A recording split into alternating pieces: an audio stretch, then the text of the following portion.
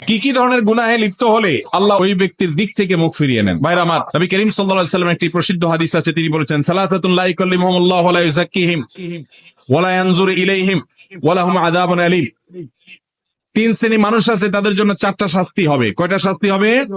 চারটা। কয় শ্রেণী মানুষের জন্য?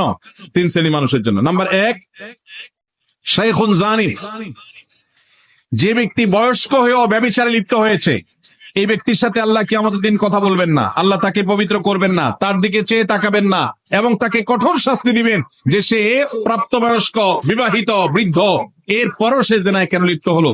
নাম্বার দুই, ওয়া মালিকুন কাযযাব, যেই রাজা, যেই শাসক প্রজাদের সাথে মিথ্যা কথা বলে, প্রতারণা করে, ডাহা ডাহা মিথ্যা কথা বলে, এরকম বাদশাহ, এরকম রাজা, এরকম শাসক, তাদেরকে নবী সাল্লাল্লাহু আলাইহি ওয়াসাল্লাম বলেছেন কিয়ামতের দিন আল্লাহ তাদের সাথে কথা বলবেন না, তাদের গুনাহগুলোকে মাফ করবেন না, পবিত্র করবেন না, এবং আল্লাহ তাদের দিকে তাকাবেন না, চেয়ে দেখবেন না, এবং তাদের জন্য কঠোর শাস্তি রয়েছে। আর তিন নম্বর হলো ওয়াইলুল মুস্তাকবির, যেই গরিব পরিবার, মানুষটা গরিব আবার অহংকার করে, তো এই ব্যক্তিকেও আল্লাহ রাব্বুল আলামিন কিয়ামতের ময়দানে